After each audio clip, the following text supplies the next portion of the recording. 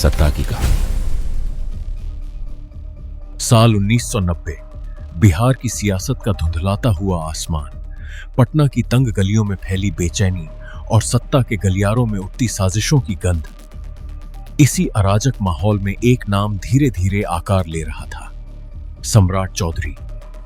यह सिर्फ एक युवक नहीं था, बल्कि एक ऐसी विरासत का उत्तराधिकारी था जिसकी जड़ें बिहार की राजनीति में गहराई तक फैली थीं। उसके पिता शकुनी चौधरी पहले ही सत्ता के खेल में अपने पत्ते बिछा चुके थे और अब बारी थी उस विरासत को आगे बढ़ाने की। लेकिन यह सफर सीधा नहीं था। इसमें संघर्ष था, धोखा था और एक ऐसी महत्वाकांक्षा थी जो किसी भी कीमत पर रुकने वाली नहीं थी। समय के साथ जैसे जैसे बिहार की राजनीति बदलती गई, वैसे वैसे सम्राट चौधरी का कद भी बढ़ता गया। सत्ता के करीब आने की यह यात्रा सिर्फ पद पाने की नहीं थी, बल्कि खुद को साबित करने की थी। हर मोड़ पर एक नई परीक्षा, हर फैसले के पीछे एक नया जोखिम और हर गलती की कीमत बहुत भारी। वह दौर जब बिहार अपराध और राजनीति के खतरनाक गठजोड़ में जकड़ा हुआ था, उसी दौर में सम्राट चौधरी ने अपनी पहचान बनानी शुरू की। यह सिर्फ राजनीति नहीं थी, यह एक युद्ध था जहां दुश्मन सामने नहीं बल्कि परछाइयों में छिपे होते थे।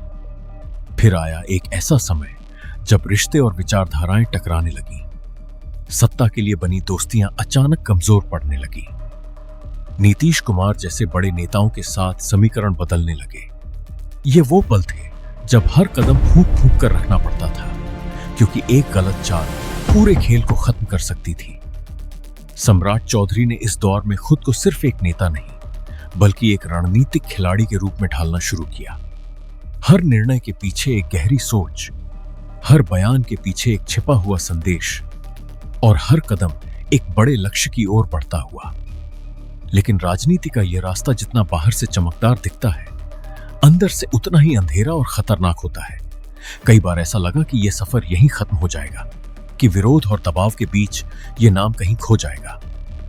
लेकिन हर बार सम्राट चौधरी और भी मजबूत होकर उभरे। यह सिर्फ एक व्यक्ति की कहानी नहीं थी, यह उस जिद की कहानी थी जो हार मानने से इनकार कर देती है। आज जब बिहार की राजनीति एक नए मोड़ पर खड़ी है, सम्राट चौधरी एक ऐसे चेहरे के रूप में उभर चुके हैं जिसे नजरअंदाज करना आसान नहीं।